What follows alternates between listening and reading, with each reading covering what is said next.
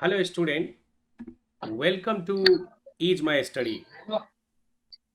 कैसे हैं आप लोग? उम्मीद करते हैं अच्छे से होंगे। आज के क्लास में हम पढ़ेंगे लाभ और हानि के बारे में, प्रॉफिट एंड लॉस। ये एक ऐसा चैप्टर है जो आपको पॉलिटेक्निक में काम आएगा, उसके एंट्रेंस एग्जामिनेशन दे रहे हैं उसमें, या फिर कोई भी आगे ग्रेजुएशन लेवल का एग्ज़ाम देंगे, कोई भी बैंकिंग सर्विस, रेलवे, या फिर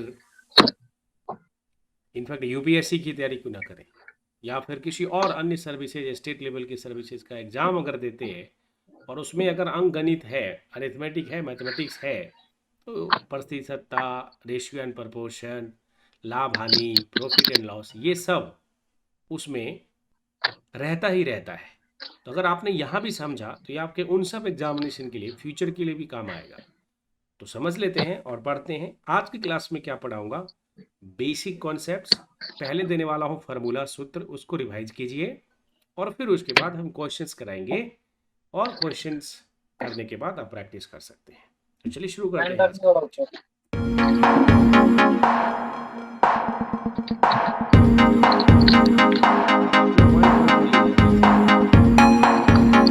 ओके।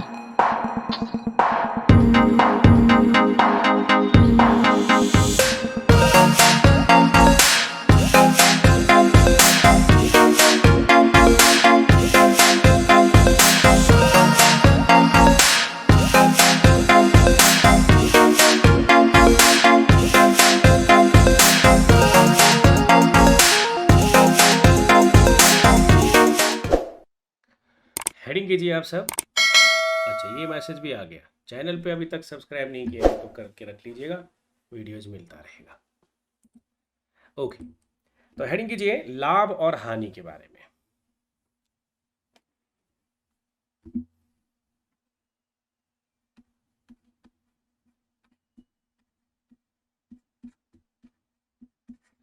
अब सवाल उठता है कि लाभ जो है, अगर है,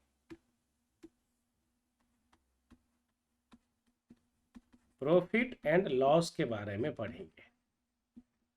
ऐसा कभी नहीं होता कि सिर्फ और सिर्फ प्रॉफिट ही हो हमेशा जीवन में, हानि होता ही ना हो, हानि भी होता है, नहीं सर। जी सर। लॉस भी होता है, तो लॉस निकालना भी आना चाहिए। अब सवाल उठता है कि ये प्रॉफिट और लॉस होता क्यों है, किस चीज़ पे आएगा, मतलब कब होगा, कौन सी स्थिति में होता है, उसके लिए कोई और चीज़ समझने की जरूरत है क्या? देखिए, अक्सर लाभ और हानि तब होता है जब हम कोई बिजनेस करते हैं, व्यापार करते हैं, या कोई चीज़ खरीदते हैं या बेचते हैं। तो अगर हम कोई चीज़ खरीदते हैं तो उसका कोई मूल्य होगा, जिस प्राइस पे हम खरीदते हैं, ठीक है, उसको क्रय मूल्य कहते हैं। जिस सर लॉस का स्पेलिंग क्या लिखे? LOS। L O double S, LOS। LOSS, अच्छा। लॉस। तो पहले सुन लीजिए फिर लिखिएगा, क्योंकि क्या होता है कि सब लिखने के चक्कर में हम समझते नहीं है ध्यान से। ओके, तो पहले सुन लीजिए, फिर लिखने का टाइम देता हूँ मैं अलग से। ओके, तो 20 minute they profit and loss दीजिए, पहले 10 मिनट। समझिए, जो मैं कह रहा हूँ समझना जरूरी है। ओके, क्या करता है कुछ बच्चा ओके। पैरेलली लिखते रहता है, तो फिर उसका ध्यान लिखने में चला जाता है। आप सुनिए, अभी सिर्फ सुनिए, एक काम कीजिए। तो मैंने क्या बोला अभी कि प्रॉफिट एंड लॉस कौन सी स्थिति में होता है, कब होता है, कौन सी क्रिया में होता है? तब जब आप कोई चीज़ खरीदते हैं या बेचते हैं। जब हम खरीदेंगे तो कोई प्राइस देना पड़ेगा, उसको क्रय मूल्य कहते हैं। जिस प्राइस पे हम उसको बेचते हैं उसको विक्रय मूल्य कहता है। लेकिन अगर मान लीजिए मैं एक सब्जी विक्रेता हूँ और मैं गोभी बेचता हूँ, तो मैंने गोभी खरीदी किसान से और मैंने 10 रुपये किलो खरीदा। अब मैं मार्केट में उसको 20 रुपये बेच रहा हूँ पर किलो। मार्केट में गया, उसको वहाँ से उठाया, कैरी किया। 20 रुपये क्यों बेच रहा हूँ? क्योंकि मुझे जाने में आने में गाड़ी भाड़ा लग सकता है, या शारीरिक परिश्रम लग सकता है। अगर अपना ही गाड़ी है, डीजल पेट्रोल है, साइकिल से ला सकते हैं, टायर गाड़ी से ले सकते हैं, तो समय लगता है, टाइम लगा आपका।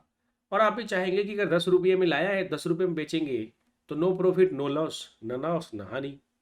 लेकिन अगर मैं 20 में बेचूं, 15 में बेचूं, 12 में बेचूं, मैं एक एग्जाम्पल के तौर पे कह रहा हूँ कि आप 20 में बेच रहे हैं, तो उस केस में आपको 10 रुपये मुनाफा हो रहा है पर किलो, यानी लाभ हो रहा है। लेकिन ये गोभी आप खरीद के लाए, और मैंने इसलिए एग्जाम्पल सब्जी का लिया क्योंकि अगर सब्जी जो है जिसको भाजी भी कहते हैं, तो वो अगर आपने खरीदा और 2 दिन नहीं बिका तो वो खराब होने लगता है। तो ऐसी स्थिति में आपको कम प्राइस में भी बेचोगे ताकि कुछ तो रिकवर हो जाए। इसलिए जो आखिरी में जाते हैं जहाँ पर भाजी मार्केट लगता है, तो अगर वहाँ पर जाके अगर देखोगे आप, तो लोग आखिरी में, बहुत लोग आखिरी में जाते हैं ताकि उनको सस्ता मिल जाए। और सस्ता इसलिए मिलता है क्योंकि वो उसको बिक नहीं रहा है, या फिर वो ऐसा प्रोडक्ट हो गया है जो चुन के छट के बचा है। अगर वो प्योर क्वालिटी है तो प्राइस को हाई रेट में देगा। एक ही भी एक स्ट्रैटेजी होता है जो मैं बता रहा हूँ आपको। तो अगर आप 10 रुपये में अगर उसको सब्जी खराब होने लग गया है, तो आप उसको बेचने के लिए अगर पूरा खराब हो जाएगा तो उसको जीरो मिलेगा। तो वो उसको कम करके 8 में, 5 में, 2 में तक भी बेच देता है। तो अब फॉर एग्जाम्पल 10 रुपये की वो गोभी खरीद के लाया था और 2 दिन हो गया वो ख़राब हो रहा है, तब वो चाहेगा अगर 8 में भी बिकता है तो मैं इसको बेच दूँ। तो अगर वो 8 रुपये में बेच रहा है तो अब उस केस में उसको लॉस हुआ, और पर किलो उसको 2 रुपये का लॉस हुआ। तो ये चीज़ें आप सबको समझ में आता होगा। चलिए कुछ परिभाषा लिख देते हैं। तो ये हमें समझ में आ गया कि जब भी कोई व्यापार होगा, कोई लेन देन होगा, तो उस केस में लाभ और हानि की स्थिति आती है। ओके। अब आता है कि लाभ और हानि की जब बात करेंगे, व्यापार होगा तो उसमें 2 तरह के मूल्य होते हैं, उस मूल्य पे ही सब काम होता है। एक होता है क्रय मूल्य, इसके बारे में सबको पता है, वह मूल्य जिस पर वस्तु खरीदा जाता है, वह मूल्य जिस पर वस्तु वस्तु खरीदा जाता खरीदा है। जाता है।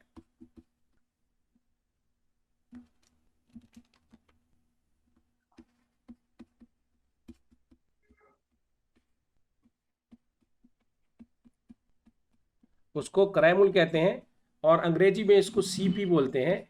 कॉस्ट प्राइस होता है, वो लागत कहते हैं उसको। ठीक है। इसी तरह से विक्रय मूल्य, अब इसके बारे में कुछ ज़्यादा नहीं, आप लोग 10th पास हैं तो आप लोग आसानी से समझ सकते हैं। जिस मूल्य पे कोई वस्तु बेचा जाता है, ठीक है, तो मैं ये पूरा नहीं लिख रहा हूँ, वह मूल्य जिस पर कोई वस्तु बेचा जाता है। ये मैंने डॉट डॉट लगाया है, इसका मतलब होता है ऊपर वाला लाइन लिखिए और उसमें खरीदा की जगह बेचा जाता है। तो इसको अंग्रेजी में एसपी बोलते हैं। अब ये सुपरिंटेंडेंट ऑफ पुलिस नहीं है, अंग्रेजी में पुलिस महानिरीक्षक, ये हमारा सेलिंग प्राइस है। ठीक है।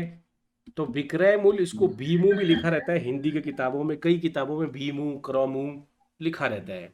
तो जो हिंदी मीडियम से हैं उनको क्रॉमू, बीमू वगैरह सब समझ में आता होगा। तो ये दोनों आपको समझ में आ गया। ठीक है। बहुत लोग करे बोलेगा, बहुत लोग करे बोलेगा, करे। हाँ, क्रय, क्रय। तो अब सवाल उठता है कि इसमें लाभ क्या होता है। अगर मुझे लाभ निकालना होगा तो ऑब्वियसली अगर आप जो बेच रहे हो उसका प्राइस ज़्यादा है तभी लाभ होता है। तो लाभ उस स्थिति में होगा जिस स्थिति में आप विक्रय मूल्य में से वीमू में से क्रॉमू घटाएंगे। मैं क्रय मूल्य पूरा लिख देता हूँ, क्रॉमू नहीं लिखूंगा। तो अगर आप विक्रय मूल्य में से क्रय मूल्य घटाएंगे तो क्या होगा, लाभ होगा। यस और नो। जी। इसको यस। प्रॉफिट कहते हैं अंग्रेजी में, लाभ को। और लॉस को, हानि को हम लॉस कहते हैं, LOSS। ये कब होता है, जब आपके क्रय मूल्य से विक्रय मूल्य कम हो जाता है, तो उस केस में हम इसको हानि कहते हैं। यानी क्रय मूल्य माइनस विक्रय मूल्य। यहां पर बच्चा सवाल पूछता है कि सर इसको विक्रय मूल्य में से क्रय मूल्य क्यों नहीं किया, क्रय मूल्य में से ही क्यों। ऑब्वियसली यार, क्यों नहीं किया उसका कोई ऐसा उसके पीछे रीजन है कि हम पॉजिटिव वैल्यू लिखते हैं। अदरवाइज अगर आप विक्रय मूल्य में से क्रय मूल्य करेंगे तो वो निगेटिव में आएगा वैल्यूज। और मान लीजिए कि 10 रुपये का गोभी का जो मैंने एग्जाम्पल दिया वो 8 रुपये में बेचा, तो ऐसे केस में अगर विक्रय मूल्य में से माइनस करेंगे, 8 में से 10 जाएगा तो -2, मतलब 2 रुपये का लॉस हुआ। लेकिन एज ए जनरल प्रैक्टिस हमें पता चलता है कि हमने उसको रिवर्स कर दिया, और लॉस को लॉस तो बोल रहे हैं ना, कि हमें चाहे -2 बोलो या +2 बोलो, लेकिन लॉस है इस केस में, इस ट्रांजैक्शन में। क्या, कि क्रय मूल्य माइनस विक्रय मूल्य, क्योंकि क्रय मूल्य हमेशा ज़्यादा होगा और विक्रय मूल्य कम होगा, तो उस केस में हानि होगा। अब यहाँ पर एक टर्म डिस्कस की जाती है, लाभ प्रतिशत और हानि प्रतिशत के बारे में। क्या बात की जाता है, लाभ प्रतिशत और हानि प्रतिशत निकालो। तो ऑब्वियसली अगर आपको लाभ प्रतिशत निकालना होगा तो कितना लाभ आया था मुझे, प्रतिशतता में मैंने सिखाया किसी भी संख्या का प्रतिशत निकालना है तो पहले लाभ, ठीक है, और फिर नीचे में तब है। क्रय हाँ मूल्य नहीं निकालेंगे। क्या निकालेंगे? क्रय मूल्य, करे। और फिर गुने में 100 करेंगे। समझ आ रहा है? अब अगर हम देखें हाँ कि हानि प्रतिशत कितना होता है तो वो हम इस तरह से निकाल सकते हैं। जो हानि है, कितना हानि हुआ, वो ऊपर डालेंगे। हाँ ऊपर डालेंगे, और नीचे में क्रय मूल्य ही लेते हैं। बेचने कभी का। भी विक्रय मूल्य नहीं आता है, क्रय मूल्य पे ही हमें पता चलता है कि आप जो खरीद के लाते हो उस पे लाभ हानि होगा ना। तो क्रय मूल्य जो है वो बेस माना जाता है, कॉस्ट प्राइस जो है उसका बेस माना जाता है, और परसेंटेज निकालने के लिए 100 से गुना कर देते हैं। तो ये दो चीजें हमेशा ध्यान रखना है। अब सवाल उठता है कि सर हम क्रय मूल्य कब निकालेंगे, ऐसा के ये तो हो गई दो बातें। अब सवाल उठता है कि हम क्रय मूल्य कैसे निकालेंगे। तो यहां पर एक टर्म होता है कि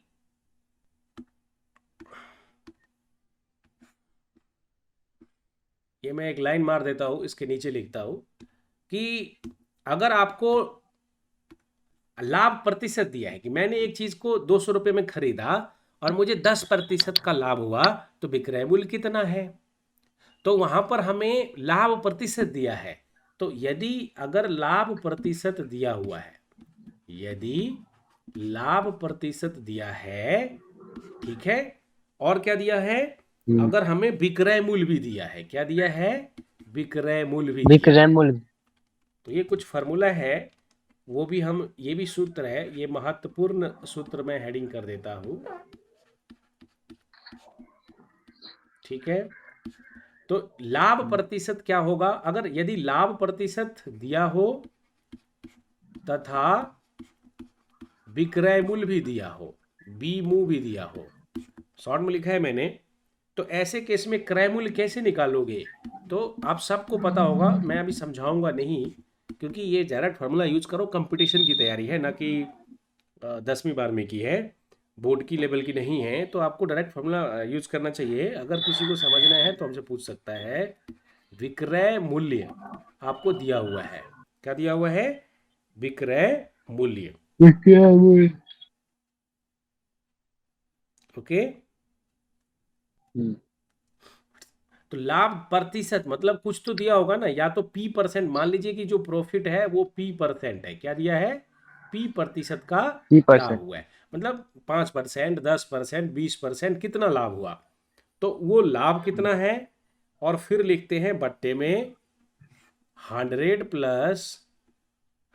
प्लस लाभ, मतलब पी प्रतिशत, पी, समझ आया, और इंटू में 100 लिखते हैं, क्या लिखते हैं, 100, समझ आया। 100। तो मतलब क्रय मूल्य जो है विक्रय मूल्य बट्टे में 100 प्लस पी इंटू 100, ये हमारा फॉर्मूला होता है। क्लियर है चीज। लेकिन यहीं पर दूसरी तरफ यदि हानि दिया हो, यदि पी प्रतिशत की हानि हुआ तो क्या होगा। अगर पी प्रतिशत की हानि है और विक्रय मूल्य दिया हुआ और बीमू दिया हुआ, तो माइनस कर देंगे, और क्या होगा, बीमू दिया हुआ हो। तो ऐसे केस में क्या निकालते हैं, हमें क्या निकालना है, क्रय माइनस मूल्य कर निकालना देंगे। है। तो हमें दिया तो है विक्रय मूल्य, तो विक्रय मूल्य हमेशा ऊपर आएगा इस केस में, बीमू भट्टे में 100, जहां आया प्लस किया था, प्रॉफिट प्लस में होता है तो ये माइनस में होगा, और इंटू 100 हो जाएगा। तो इससे हम क्या निकाल सकते हैं, क्रॉमू निकाल सकते हैं, ठीक है। अब सवाल ओह। उठता है कि यदि, यहां मैंने दो फार्मूला दिया, तीसरा, अब अगर मान लीजिए कि ऐसा क्वेश्चन आ जाता है कि अगर मुझे एक वस्तु जो मैंने 100 रुपये में खरीदा है और उसमें 20% का मुनाफा हुआ, तो उसका विक्रय मूल्य क्या था। तो हमें यदि लाभ प्रतिशत दिया है, यदि लाभ प्रतिशत यहां पर मान लेते हैं कि पी प्रतिशत है, तथा तथा क्रय मूल्य दिया हुआ, तो उस केस में विक्रय मूल्य कैसे निकालेंगे, है। तो विक्रय मूल्य जो होता है वो होता है क्रय मूल्य इंटू 1 प्लस, ये उसमें भाग देते हैं, देखिए क्रय मूल्य में विक्रय मूल्य में भाग देते हैं, इसमें सिर्फ गुना कर देते हैं, क्या करते हैं, गुना करते हैं। गुना कर। 1 प्लस पी/100, समझ आया कि नहीं आया, ओके। तो ये उसका फॉर्मूला होता है। चाहो तो इसको 100 प्लस, इसको ऐसे भी लिख सकते हैं, क्रय मूल्य गुने 100 प्लस पी/100, वो एक ही बात है। कुछ किताबों में ऐसा भी लिखा रहता है क्रमु गुने 100 प्लस पी बट्टे 100। समझ आया? तो ये क्रैमुल के उल्टा है। देखो इसमें 100 प्लस पी नीचे था उस और 100 ऊपर था। इसमें क्या है, क्रमु गुना है और 100 प्लस पी ऊपर 100 नीचे है, ये उल्टा होता है।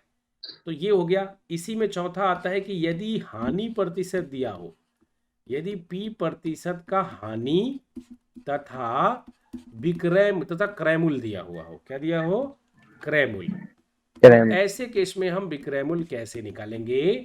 तो ऐसे केस में हम बीमू निकालेंगे कैसे? क्रमू। तो हमेशा आएगा इनटू, बस अंतर क्या होता है दोनों का फॉर्मूला में, हानि का याद रखने की जरूरत नहीं है, आपको सिर्फ लाभ का पद निकालना है दोनों के लिए।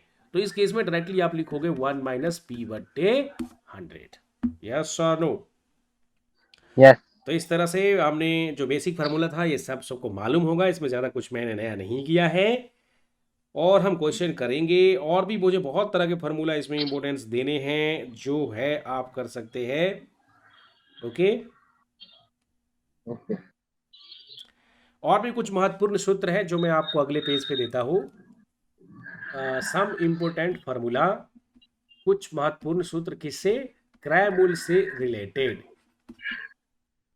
समझ आ रहा है कि नहीं आ रहा है?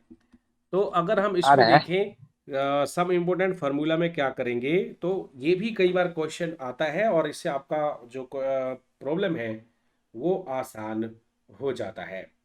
अब सवाल उठता है कि कैसे होता है सर? देखिए, अगर मान लो कि दो वस्तु दिया हुआ है, ठीक है, लेकिन एक में, दो वस्तु बेचा हमने, एक में मुझे 10% का लाभ हो गया और दूसरे में 10% की हानि हो गई। तो मुझे बताओ कि उस वस्तु का क्रय मूल्य कितना था। यानी दो चीजें साथ साथ होती हैं, ठीक है। तो यहां पर एक पहला फॉर्मूला है, यदि दो वस्तुएं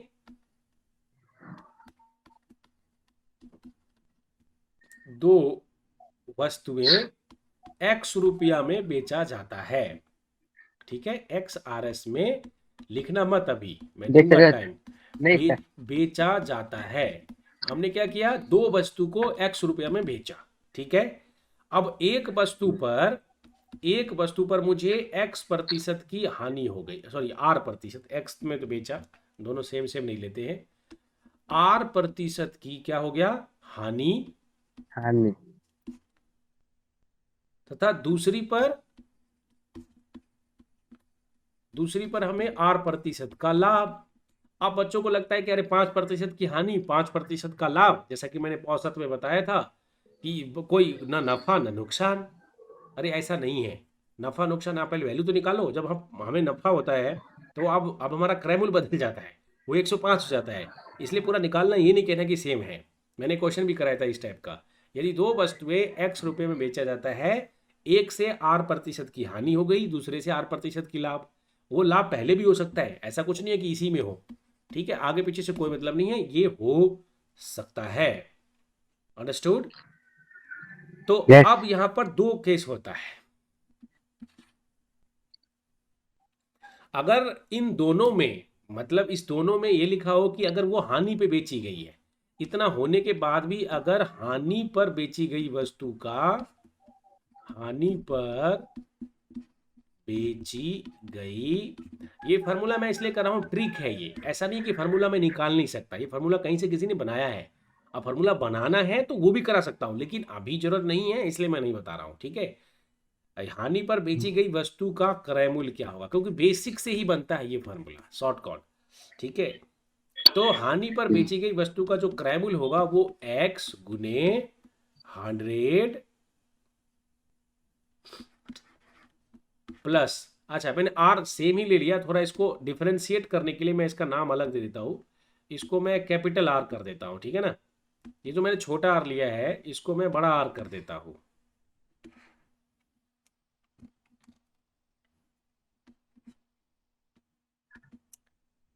ताकि डिफरेंशिएशन रहे कि R लाभ जो है वो R% बड़ा वाला R से हुआ है, ठीक है। तो यहां पर हो जाएगा कैपिटल R, क्योंकि दोनों सेम सेम लगेगा तो बच्चा कैंसिल कर देगा, 100 + R कैंसिल हो गया, तो ये मतलब लाभ वाला R है, ओके। इंटू 100 - R और प्लस में 100 plus R. Okay, small R, small R. छोटा आर में हानि हुआ ना तो वो 100 में से माइनस हुआ, और बड़े पे लाभ हुआ तो वो 100 में प्लस हुआ। हाँ हाँ। हेलो। हम्म। हाँ तुम्ही डब्बा ना कंपनीमध्ये ठेवा, मला थोडा वेळ लागेल. चालेल.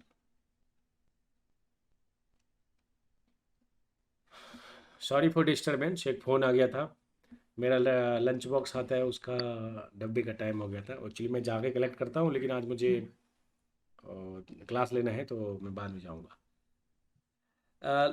लाभ पर बेची गई वस्तु का क्रय मूल्य क्या होगा? अब हानि पर हमने बेचा, लेकिन अगर लाभ पर बेचा, देखो ये फार्मूला लिख के क्वेश्चन करना है। लाभ पर बेची गई वस्तु का क्रय मूल्य, ठीक है। तो ये हो जाता है S इंटू 100 माइनस आर, क्योंकि लाभ पे बेचेगा तो ऊपर में उल्टा हो जाता है और नीचे में भी आएगा 100 माइनस आर पहले और फिर 100 प्लस आर। तो डिनोमिनेटर तो सेम ही रहेगा, ठीक है ना, डिनोमिनेटर तो सेम रहेगा, बस फर्क सिर्फ होता है कि वो न्यूमरेटर पे आ जाता है। क्लियर है चीज? ओके। ये। हम्म। अच्छा, एक और क्वेश्चन जो बहुत पूछा गया है, जिसने नवोदय अवोदय की तैयारी की होगी 5वीं क्लास के बाद, तो हम लोगों को तो नहीं तैयारी किया गया था, मैं तो बिना तैयारी का ही दिया था। यदि x वस्तुओं का क्रय मूल्य, देखो यदि x वस्तु का क्रय मूल्य ऐसा दे देगा कि 5 कलम का मूल्य 10 किताब के बराबर है, ऐसा लिखा होगा। यदि x वस्तु का क्रय मूल्य y वस्तुओं के विक्रय मूल्य के बराबर है, ठीक है, y वस्तु के विक्रय मूल्य बीमू के बराबर है,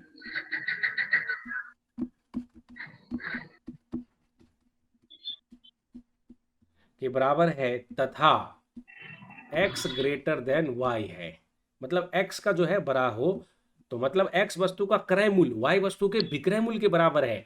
तो अगर ये क्रय मूल्य ज्यादा है तो उस केस में हमेशा लाभ होता है, ऑलवेज प्रॉफिट, सदैव लाभ, शुभ लाभ नहीं, सदैव लाभ, ठीक है। लेकिन वो विक्रय मूल्य क्या बोले सर? अगर मान लो x वस्तु, x मतलब 10 वस्तु, x वस्तु का क्रय मूल्य y वस्तु के विक्रय मूल्य के बराबर है, तो उस केस में, और अगर x बड़ा है y से, तो हमेशा प्रॉफिट होता है, हाँ। ठीक है। तो अगर हमें प्रतिशत लाभ निकालना होगा ऐसे केस में, क्वेश्चन करवाऊंगा, तो x माइनस वाई बट्टे वाई इंटू 100, इतना सिंपल है।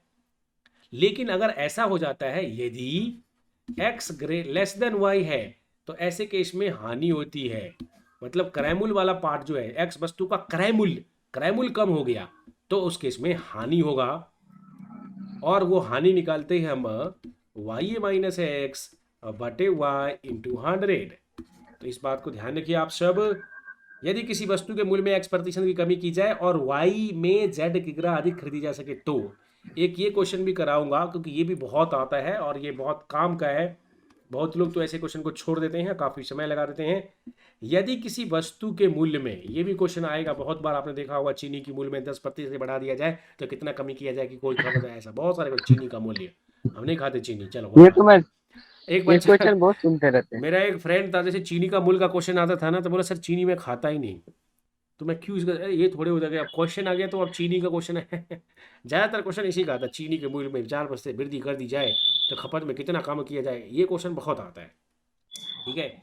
सो यदि किसी वस्तु के मूल्य में, यदि किसी वस्तु के मूल्य में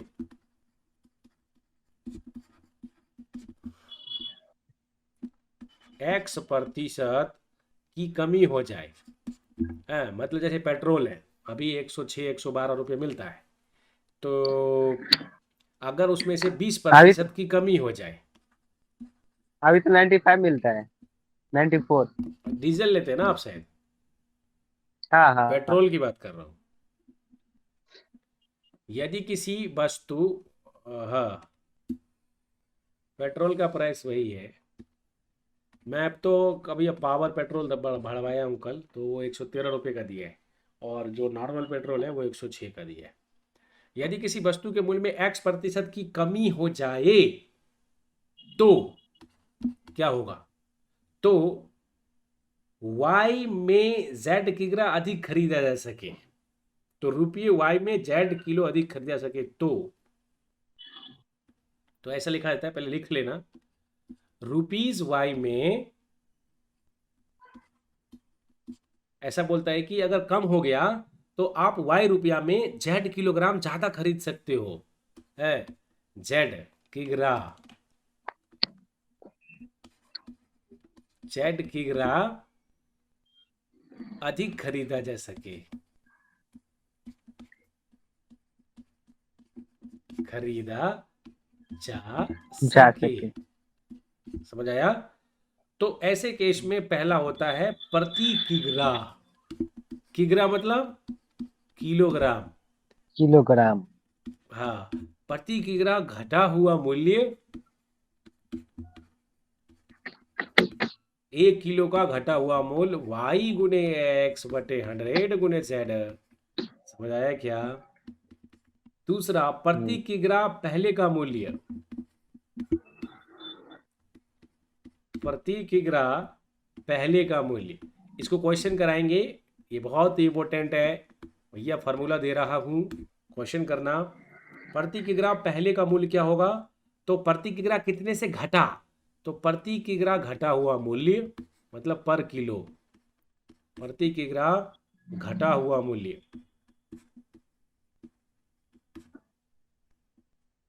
मूल्य और फिर बट्टे में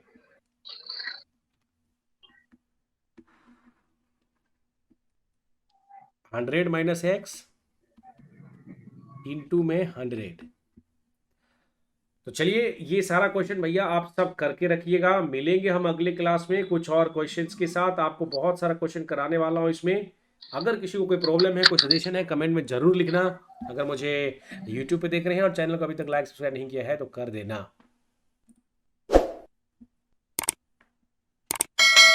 सो thank you, see you in the next class guys.